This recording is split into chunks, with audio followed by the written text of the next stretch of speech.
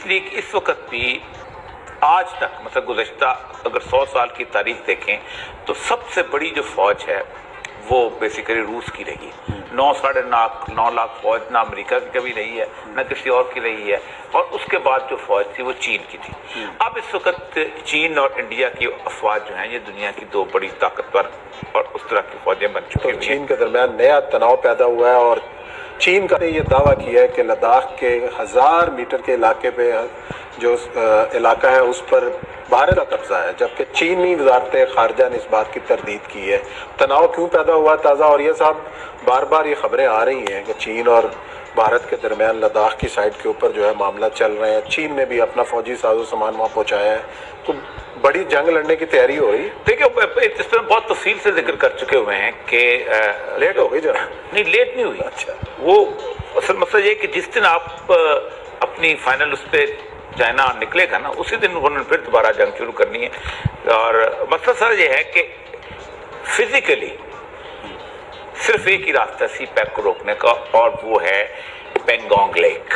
अच्छा, पेंगोंग लेक जो है ये उस इलाके के अंदर लद्दाख के ऊपर है। 3 महीने से चीन जो है और इंडिया के दरमियान सफारती गुफ्तगू शुरू हो रही है कि जो हमारी पहली लड़ाई थी ना, उस लड़ाई में जो आप बंदे लेके गए हो उनको वापस ले जाओ, और उसमें छोटी छोटी झड़पें भी होती रही हैं। अब हुआ ये है कि वो जो उस पेंगोंग लेक के साथ जो एक सड़क है, तो जो मैं पहले भी जिक्र किया था कि 62 में चाइना ने वहाँ बनानी शुरू की थी, और चाइना को उस वक्त से प्लान था। आपको याद है ग्वादर को नया इशू नहीं है, चाइना का बहुत पुराना है, और ग्वादर सिर्फ चीन का मसला नहीं है, ग्वादर जो है ये रूस का भी मसला था। सही है। गर्म पानी तक आने के लिए कराची को नहीं लेते थे, ग्वादर को लेते थे, क्योंकि Gwadar more near to the market place. तो 29 और 30 की दरमियानी रात को LAC line of actual control के ऊपर तकरीबन 2000 के करीब जो है वो इंडिया की फौजी जो है वो वहाँ पर पहुँचे हैं, और वहाँ पर उनकी एक पोस्ट थी चाइनीज की लेखॉक पोस्ट, वहाँ से लेखॉक पोस्ट के इस का नाम है, वहाँ से उन्होंने मुकाबला किया है, लेकिन उन्होंने हेलमेट टॉप और ब्लैक टॉप जो है उस पर कब्जा कर लिया। और उस जो चाइनीज जो थे, जो इंडियन जो थे, वो लेक के आसपास इस तरफ आ गए थे, उसके अपना शुमाली किनारे की तरफ, उसको धकेल के उन्होंने जनूबी किनारे को भेज दिया। अब इस वक्त लेक के एक तरफ चाइनीज बैठे हुए हैं और उसका फायदा ये होता है कि जब आप लेक के इस तरफ बैठे हो तो ये बीच का पूरा इलाका जो कि ये जो है खुंजराब से आगे सड़क जो जाती है वो सेफ हो जाता है, क्योंकि अगर आप लेक के उस तरफ हो तो आप गोला आएगा तो इस तरफ भी कहेगा, गिरेगा तो आपकी ट्रैफिक जो डिस्टर्ब हो जाएगी।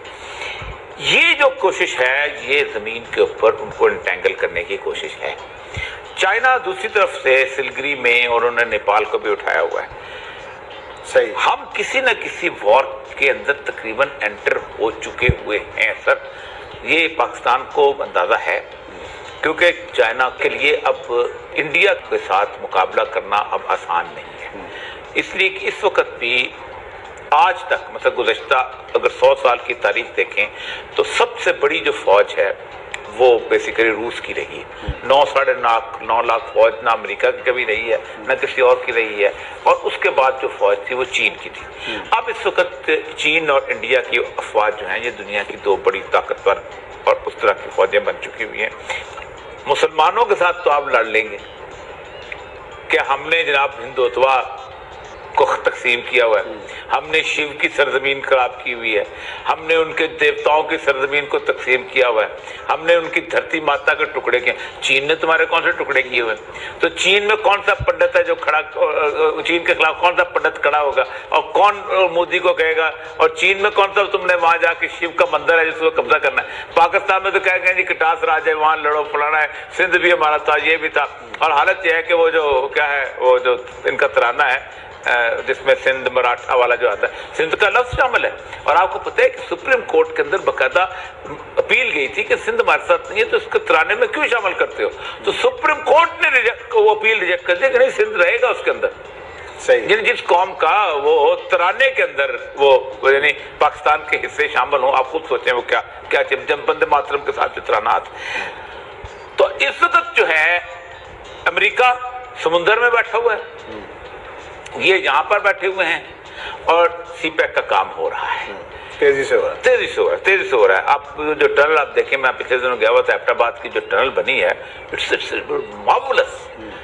सोच नहीं सकते कोई इतनी लंबी 3-4 किलोमीटर की वो टनल है, उसके अंदर वो बकायदा वेंटिलेटर, पंखे और सारा कुछ हवाएं, और लगता ही नहीं कि यहाँ की क्लास का काम होगा, हाई क्लास का काम है जो मानसरे को निकलती है।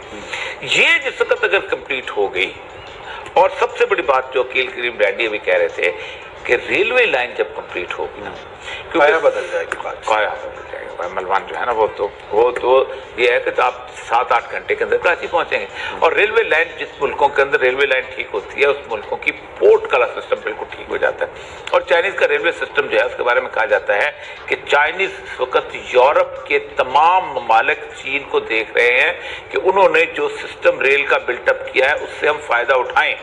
यूरोप की रेलें पुरानी हो चुकी हुई हैं, उनका सिस्टम पुराना हो चुका हुआ है, उन्होंने उस तरह की सूरत हाल नहीं रही। चाइना की जो बीजिंग की मेट्रो है, मैंने इसमें ट्रेवल किया हुआ है, आप सोच नहीं सकते कि इससे ज्यादा अच्छी खूबसूरत वो कोई नहीं है। मुसलमानों के साथ तो आप लड़ लेंगे,